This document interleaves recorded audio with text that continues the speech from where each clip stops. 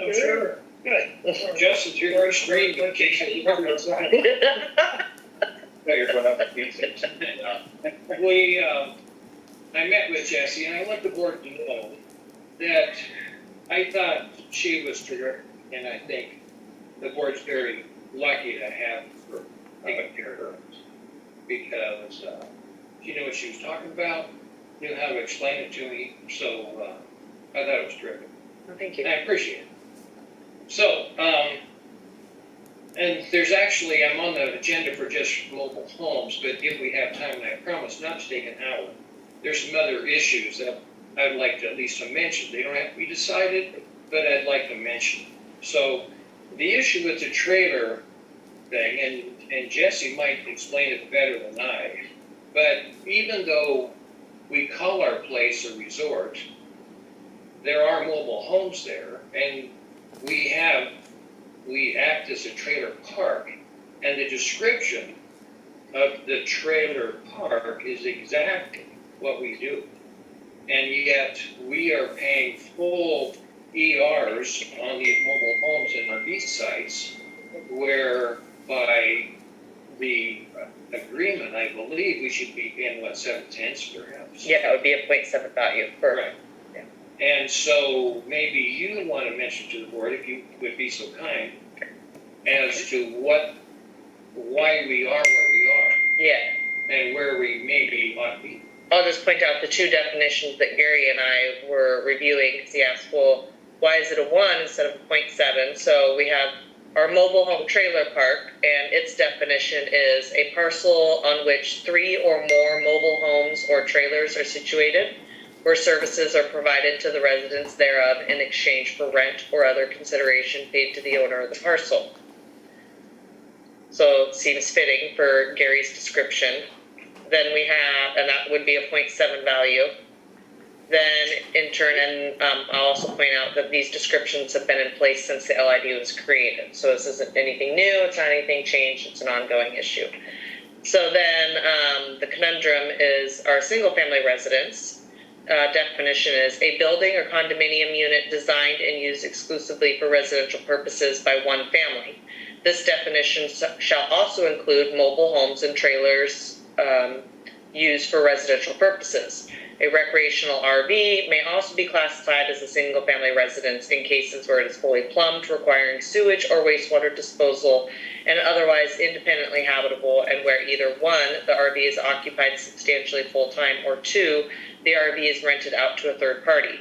For purposes of this definition, an RV will be deemed to be occupied substantially full-time if it is occupied for 30 or more days out of a 45-day period. So both of them cite an ability to charge a mobile home, but at different ER values. But the one has 3 or more. Correct. And how many do you have there? 16, 17 maybe. And because I'm a reasonable guy, I can tell you which ones are occupied as a residence, and I'm happy to pay an ER for them. But the ones that are empty in the winter Are time typically seasonal rentals. and are seasonal and are truly used as just a break cabin, then I think I ought to pay 7/10 for those, not a full ER. I mean, that seems fair to me. And so ours might be kind of a hybrid, but, and it would, so that way both of the definitions are covered by the way each one of them is used. And when I talked to Jessie, she said that ERs can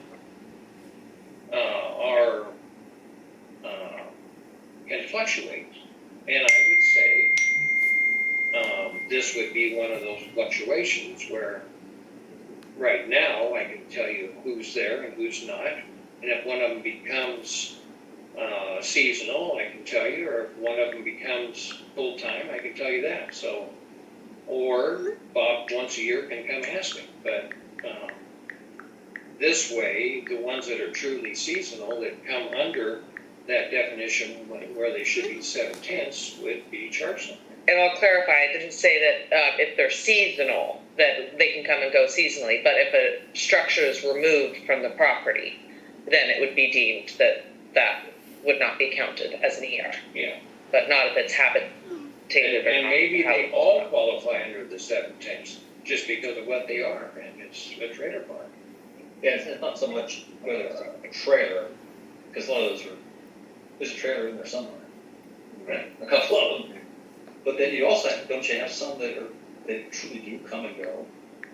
Not many, but There's a couple spots a that couple Are able to, yes, used to be more years ago. yeah. they still Back have in the sewer team, it was, Yeah, they still have wheels on them, and this year, we did have one guy take it down to Arizona, where last year he left it there, so, it used to be one down by the boat ramp.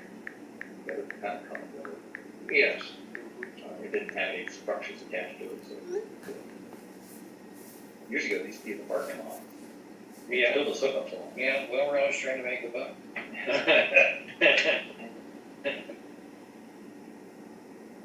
So are we talking some of the houses that are, actually, I'm not sure if you still own one or not. What's that? What's the switchback going down? Did you have a house down there, or still have a house down there? Yes, we, not at the switchback, but, above the switchback.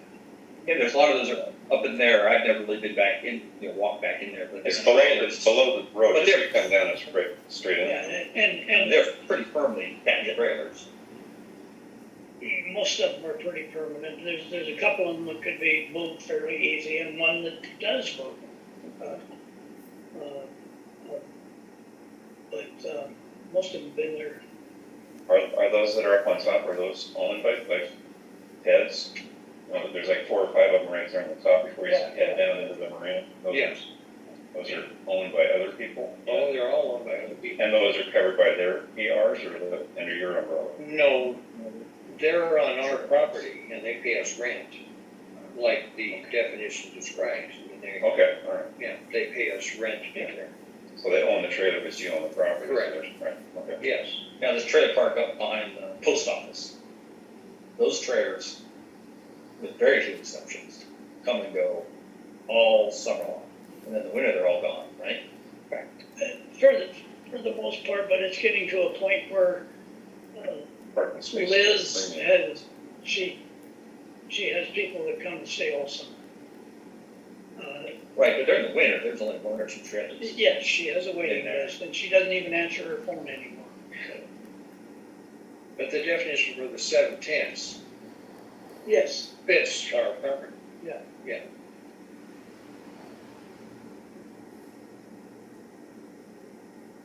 And if it's following the definition, what recourse do we have? Other than amending the ordinance. No. Is the ordinance different than the definition? No, Oh, I you just read the amended it. definitions in the ordinance. Well, she said her shelf life was 4:30, she stayed a little after. I'm confused then, so what's the definition for the trailer park again? It's basically the same except 3 or more in a trailer park.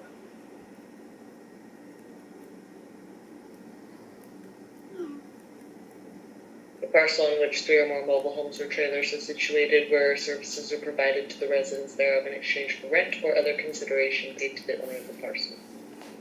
So how have they been built in the past? I obviously no history. Or other considerations that could get into. That's hard to tell, which is why we've done this whole reconciliation process and done new counts and updated things. There were not detailed records kept on. There were for some properties that we were able to find, but nothing was documented in the billing software or anything official. It was hand scribbles on notes, but I could not find anything specifically for McDonald's pertaining to this matter. Based on the fact that all the properties that the trailers are on are rentals, I think that it kind of falls, like you said, under that mobile home park thing. Other than the permanent resident over 30 days, in our other, water. Yeah, and that's to catch things like, well, the double wide here on the hill. Yeah, that's really, Yeah, That's a resident, I mean, it's a residence, right, and people Yeah. live there. and, Um, but, and do we have this case, anywhere else within our commercial properties? We have, all of our RV parks are classified at the 0.7, and that's so the district does not find themselves in, counting RVs that come and go. And so that's to accommodate when they have empty pads.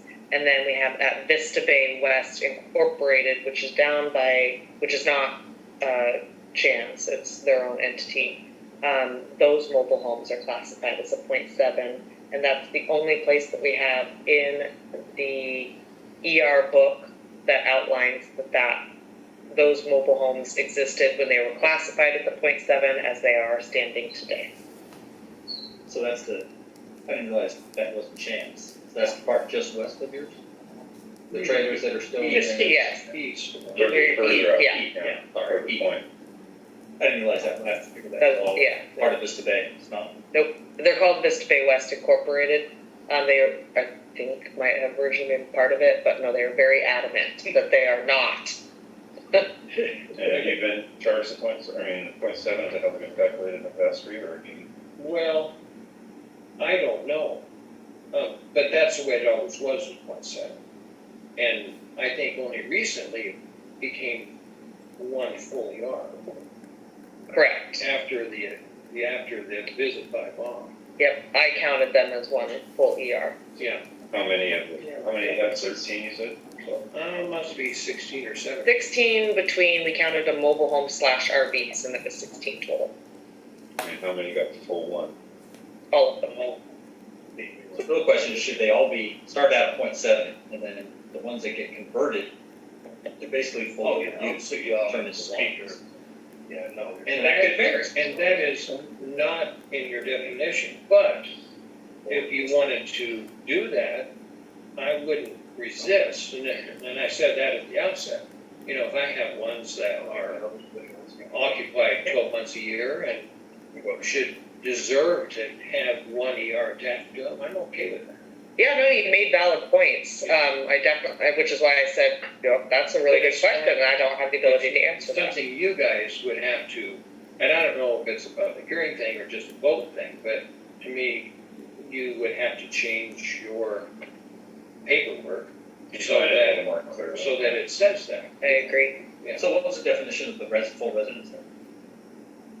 I don't know if we need to change our policy, I think just maybe it should be interpretation. yeah. Law. clearly outlined. A building or condominium unit designed and used exclusively for residential purposes by one family. This definition shall also include mobile homes and trailer parks used for residential purposes.